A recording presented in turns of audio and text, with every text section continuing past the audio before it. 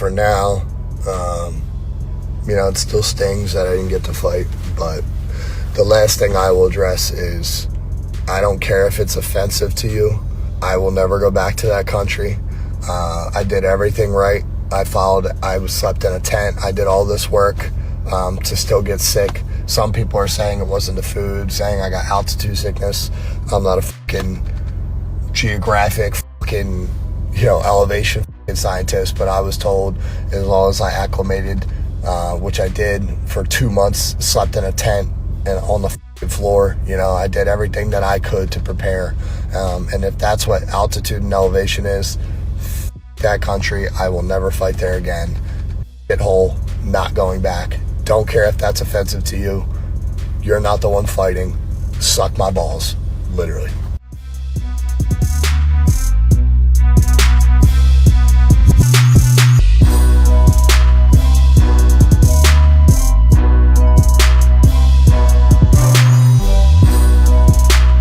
Pyfer's out. Oh, that's crazy, man. Let me talk with my team and figure it out, brother, and we'll stay in contact. All right, thank you. Pyfer's out. How? Holy shit. He's sick. What the f? He's been throwing up all night, that's what he said.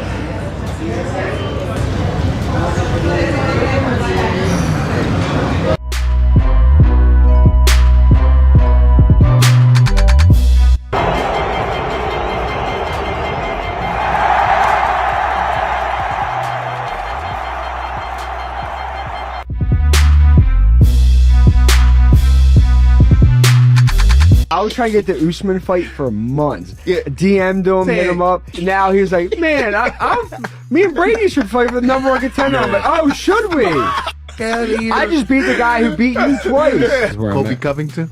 Got it. Yo. I'm like, where are these guys coming from now? Same thing with him. He's this high-level wrestler. I'm like, bro, Leon took you down multiple times. Beat the shit out of you. Kobe don't realize his time is You fast. see what I just did to Leon? Like, what would I do to you, bro?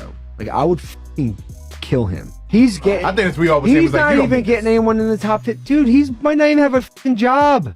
Yeah. When's the last time that dude won a fight? He fucking sucks. You stink. Kobe, you're a pussy. You stink. You need a shine. Nobody gave no shine. How you get punched on by Masvidal in public and go sue him? You're a pro fighter. You're a pussy.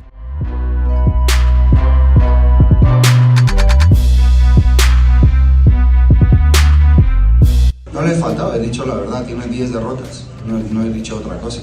Tiene 10 derrotas, 5 por knockout, 4 por sumisión, 1 por decisión. Dice que es la división más difícil que hay.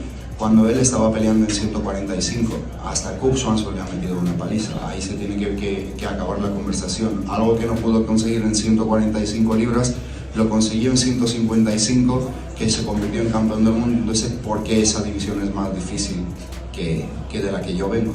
O sea, no le encuentro ninguna lógica, y por eso dije también que parece que no se ha leído ni la hoja de un periódico. Así que si eso es una falta de respeto, yo no sé desde cuándo decir la verdad es una falta de respeto. Yo nunca mezclo lo personal con lo profesional, ¿verdad? No tengo ningún problema con Charles. Seguramente una vez nuestras carreras se hayan acabado, podamos estar juntos, pasar un buen rato, cenar, comer, lo que haga falta, pero esto es un deporte, ¿sabes? Dentro de un octógono.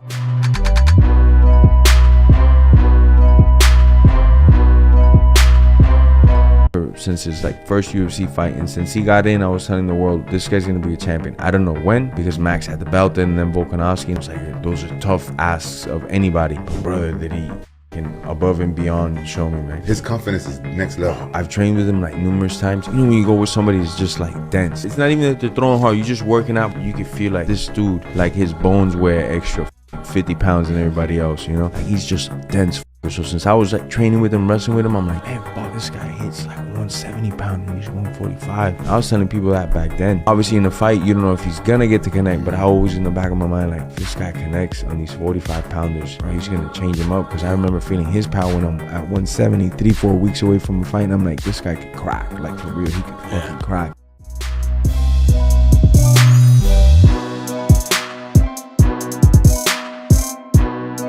Look at the 170 class. Look at the 185 class. What do you feel like is easier for you to make that run? I'd probably say right now, at the way things are looking, it'd probably have to be 85. Think about it. It's a stagnant division. Who's really at the top? You got young guys thriving in each one, but you got a name, and there's not that many like huge names at 85. All right, tell me this. Easier fight. If you got time to prepare, do your weight, do all that, right? Duplessis or Bilal? Easier fight. I have to say, honestly, probably Bilal. I would have to say too. They want to say about Duplessis, his style's ugly, his style's this, his style's that. He's a grit to fight. He's a gritty and it doesn't matter what you're doing that night, you're going to have to deal with that grit. I like grit, so I'm fine with that. Bilal, it's kind of like, I really honestly believe I shut down the takedown, Bilal gets knocked out. But then that's just a big story, though. You got to get there. And the path to getting there ain't easy. It's harder to get there than it is to win the actual fight once you get there. You know what I mean? So I'm just going to stay my black ass right where I am. I'm pretty happy where I am.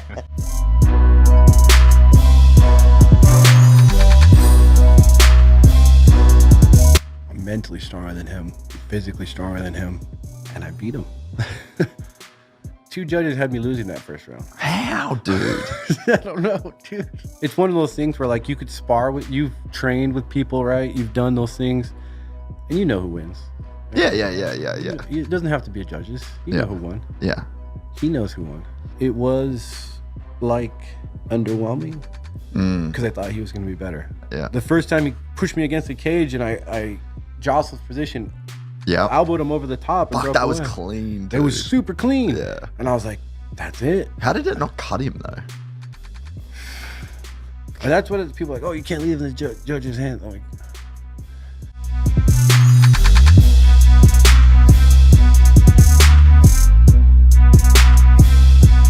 do you feel like Yair is that step before you're able to contend for a title? Fight against Yair Rodriguez put me in a great place in this division. So if my performance will be good, I believe I'm fighting for the title. What do you expect from the matchup? He has a unique style, particularly for that weight class. I mean, what do you see in him, and what do you think it can bring out in you? You know, he's good, he's very dynamic, but I am better.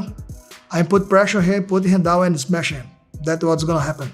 And what about fighting in Miami? That's a Eu sei que isso é grande, que vai ter muita mídia, vai ter muitas atrações, é bom para divulgar o nosso nome, isso eu vejo com bons olhos, mas vou estar bem focado na minha luta e preocupado com a vitória.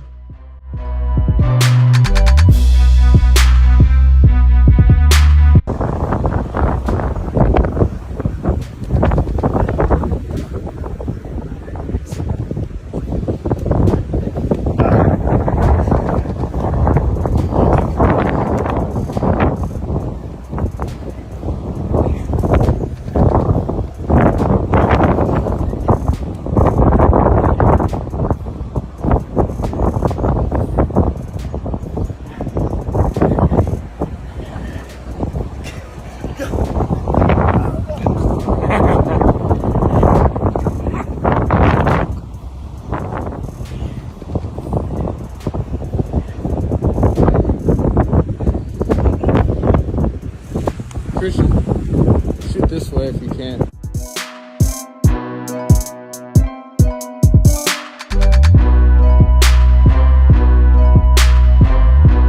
Fair enough. I had a guy that was coming to mind for me. I was hoping you were going to say it, but you didn't say him, so we'll maybe give him a pass. There's a guy called Ariel Helwani. He got under my skin a little bit lately with fucking Jake Paul, and I give him some stick because he needed a bit of stick, to be honest.